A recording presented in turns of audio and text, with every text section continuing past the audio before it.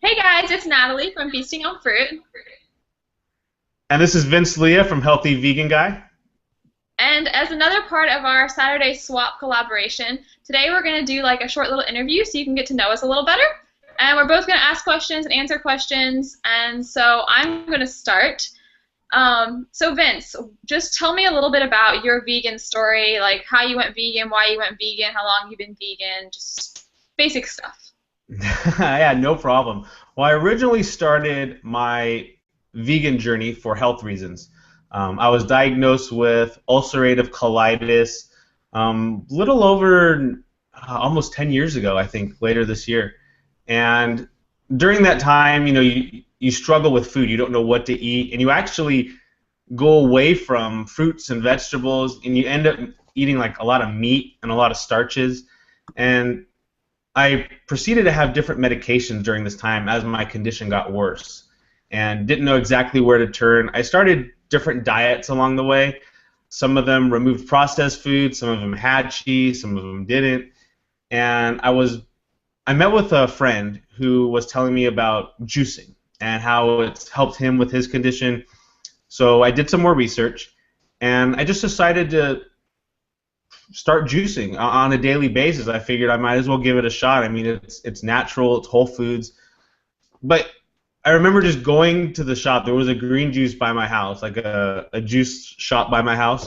So I went for there for the first time, and I haven't had any raw fruit or vegetables in a long time. Actually, I should take that back. I haven't had a lot of raw vegetables. I was eating some fruit. But there's a fear of having raw vegetables when you have one of these conditions. So I wasn't sure how I was going to react. I remember just taking that first sip of the green juice and just waiting for something to happen. And it was fine. So I continued to have a green juice every day. And I noticed I started feeling better. I had more energy. So eventually I took that to another level and I had a salad. I remember having a salad for like the first time in years. And like really a salad never tasted so good. Like, it was just a plain salad. I didn't even know if it had any dressing on it. But and then I just slowly, gradually started increasing the fruits and vegetables and decreasing, red meat, chicken, any animal products at all. The last thing I gave up was fish, and that was probably over a year ago, maybe a year and a half. And since then, I've been fully vegan. And then I realized that was more of a vegan diet, and it really wasn't the vegan lifestyle. And I did more research, and when you call yourself vegan, there's so much more to it. So I initially started this journey with food to help me with my medical condition, but then I just quickly embraced the whole lifestyle. And it's just an awesome feeling. You feel like you're doing so much good in the world for people and animals, and I think so many people need to know about this, and it's so much fun, and I just want to share it with people. So that's kind of like my journey. But why don't you tell us a little bit about your story and what put you on your path to becoming vegan? Yeah, so I think similar to you, I definitely started doing it just with the food. I didn't really think about the other parts of the lifestyle. And that really hasn't been until the past few years that I've really started thinking about that stuff. I think part of that is the age that I went vegan. I went vegan when I was like 14 or 15. And so honestly, the main reason I did it was because my older sister, well, I went vegetarian first, and so I was vegetarian for a couple years, I think. And my older sister wanted to be vegetarian because she's just, I don't know, she's always loved animals. It's just kind of how she is. And so when she went vegetarian, I don't know, I kind of always have done what she does. So I was like, oh, darn it, now I have to go vegetarian too. So at first I kind of was like begrudging that she kept doing this. And then after a while, that got easy. And then she was like, I'm going to go vegan. I was like, no, now I have to go vegan too. And so, but I mean, now I'm so glad that she did. And I don't know. I don't know if I would have gotten here if she hadn't or not. But so yeah, that's why I started it. And then I was kind of very much like not that into the health. I wasn't into like super healthy vegan at first. I still ate a lot of junk food and just like veganized stuff. And for a while, like I remember my meal would just be whatever I was going to eat before, and then just take the whatever the protein was off. So basically, it was just like lots of starches and vegetables and stuff like that. And then in the past few years, I've gotten more into the like the rest of the lifestyle. So being careful about what you buy and the products you use and that kind of stuff. And then also more into like actually healthy eating, and that's kind of why I started the blog, of course, obviously. But yeah, that's mainly why I went vegan, and now I think my reasons have changed and solidified. But yeah, that's basically not a very great, compelling story, but that is it.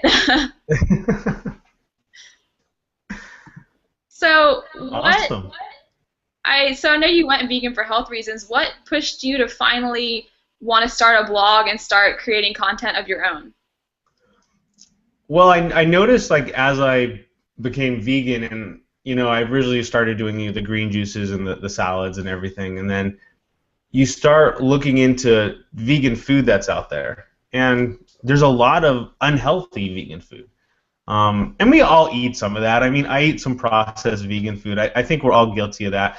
But I know some people that eat that on a daily basis, and that's why I really wanted to start like Healthy Vegan Guy, because I think people, they see the word vegan on packaging, and they immediately think, oh, it's healthy. It doesn't have any dairy, or it doesn't have any this. But I think a lot of companies have started creating vegan food, but it's not really healthy for you. And that was one of the main reasons I pushed myself to develop this website. Well, actually, I say one of two reasons. One is just to educate people about the products that they're eating and what's in there, and to make sure that they're eating the healthiest ingredients they can. Try to cut down on the amount of ingredients that are in the food, in the packaged foods. And then also just to talk about my journey, and because I know there's a lot of people going through whatever health reasons or health conditions that they're going through on their journey, and that it's everywhere. I mean, every day you can read a story or talk to somebody who knows someone who's struggling with this or that. And I think the more resources that are available online, that there's just that chance that somebody's gonna put in something on Google, hit the website, and read about my story or read about your story or somebody else's. And I think the more that's out there to educate people, the better it is. And then I just found myself just becoming more passionate about this and wanting to do it more and more. And it just was a natural transition for me to start, the healthyveganguy.com, and you can create all the social media content. And I love doing these videos and meeting people like you. I mean, you're in Florida, I'm in California. It's like we got the whole U.S. covered here. So. But let me ask you a question. Feasting on Fruit. I mean, I love the name, but how did you create that name, and what prompted you to kind of start that brand of yours? Well, the name itself, actually, I came up with so many names. I think the other one that I was really close to doing was actually like Plants on My Plate. I have a thing for alliterations, I guess. But yeah, I brainstormed for forever trying to come up with a name. I was asking my family for ideas, everything. And then I almost was doing Plants on My Plate, but then I tried to get the domain name, and and then someone had already taken it, and so that was basically why my site is not called that. And then I don't really know where Feasting on Fruit hit me, but it did, and I was like, that's it, that is it, and the domain was available, and I was so happy. So yeah, and then but I think it also just fits really well because I'm very much a sweet person. I grew up baking a lot, so sweets were always more the fun thing, and like the savory stuff was just what you kind of have to eat. So I am really into more like baking and not as much savory stuff. Although I do some of that too. So the fruit thing is really very much like a focus on my blog and almost all my recipes. My goal, and I usually succeed, is having every recipe have some form of fruit, whether it be just dates or whether it's 3 or 4 different fruits. Everything has some fruit in it, except for the savory stuff, obviously. Although some of that does too. But that's, I think, almost I kind of came up with the name and then kind of grew my blog into it because it really has become very fruit focused. And I think when it comes to sweet baking, the healthiest way to do it is with fruit. So yeah, since I really love baking and I really love fruit, it just fits. Nice. But what is or first of all, why did you pick the name Healthy Vegan Guy in the same sort of way? Is there any fit? Yeah, I mean, just basically, the healthy foods out there, and try not to, just to focus on that so people are not gravitated toward a lot of the processed foods. Yeah. That's it's kind of the reason of why I started down that road. I'm almost surprised that it wasn't taken. I was It's amazed so it wasn't perfect. taken. I did a quick Google search. It Yeah. wasn't taken. I checked all the social medias. Nobody had it. So I was like, buy, go, go, go. I mean, I just bought everything one night. I just took care of everything. All the social medias were mine. That's nice. I didn't do that. I just kind of lucked out because I kept adding. I'm like, oh yay, no one's taken it yet. So, That's awesome. like, what would you say is like a big source of inspiration for you when you create like your recipes and your content and that kind of stuff? I would say it really would depend on the media platform. When I'm in the kitchen and I'm looking at trying to create a recipe, or a lot of times like I'll even bake other people's recipes, and then of course I'll give them credit on wherever I post it. But one thing I had to learn to develop was tapping into that expressive, creative writing style. I mean, coming from the business world that I'm in, I mean, everything is like A, B, C, D, done. That's why, you don't want to put a lot of creativity into that style. It's kind of looked down upon, but in this world, that when you're writing and creating blog posts, you really want to tap into that creative side, and especially when you're describing the food and the recipes and the ingredients. And I would say on that part of things, when it comes to creating writing, I mean, Emily from This Awesome Vegan Life, I mean, I love reading her posts because I think she's so descriptive, and she definitely has this genuine style that you just feel like you're talking to her when you're reading the post. I would have to say the same thing with the Vegan 8, Brandy over there. I love the fact that she only uses 8 ingredients in her recipes, and they're all usually super clean, super healthy. And her writing style exactly the same, very descriptive, and she just makes you feel like you're there. So when you're done like with the food, it looks like it looks like the picture looks like, and it just tastes amazing. And both their styles, from a writing standpoint, are people that I look to for inspiration. When I'm doing YouTube videos and focusing on that content, obviously somebody like Whitney from Eco Vegan Gal, she has tons of videos on there. She does lots of interviews. I look at her for her style and see how she interacts with the people that she's talking to. Jason Robel, he has his whole J-Ro show where he does recipes. So I love watching those two. And you could also throw in Christina from Fully Raw, as well as Vegan Zombie. I mean, those guys just they have a unique style about them, and they really make you feel like you're there, you're cooking it with them. And I think that's a key ingredient that I've learned by looking to these guys for inspiration on what they make and how they interact with the camera and how they make you laugh. And those really have been like probably the core. I mean, there's so many more that other people that I follow and that I read and I enjoy their content, but just off the top of my head, I'd say those are probably some of the big people that inspire me, or when I'm kind of have a roadblock that I'll turn to and check them out. So. Yeah, I do that too. Like when you're like, I don't know how to do this, you just Google it, see how someone else did it. I also like that you take from lots of different sources, because then you're not really just like, you're really developing your own style inspired by lots of different people, rather than just like one person that you're going to be just like or something. Yeah, I mean, there's so many great vegan content creators out there, whether it's recipes or videos or whatever. I mean, there's so many resources that you have. I mean, if you're hungry, all you have to do is type in a recipe like vegan lasagna, and boom, you'll have like 20 recipes pop up on Google. So there's definitely tons of resources for you to find, and it's really just finding those resources that fit into your style and what you want to make. And those are the ones that I've concentrated on so far. So, one of the things that as I've done this is run into people and you get the whole oh, you're vegan. I think it used to be a negative stereotype, and I think that's kind of going away. And I'm just curious too, how have your friends and family, have they like accepted you becoming vegan, or have you had any challenges along the way, or have any of them maybe even changed their diet to become more vegan? Yeah, well, I think for friends, anyways, in high school, I don't know, high school's a weird time, anyways, and people aren't that accepting. So no one really like said anything bad about it, but no one was really interested in it either. And so yeah, post high school, and I still like am friends with some of those people, but none of them have gone vegan or anything like that.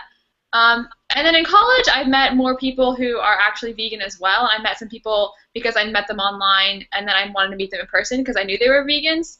So that's fun, and it's always fun connecting with people that are more like you. And then for family, my sister obviously is already vegan.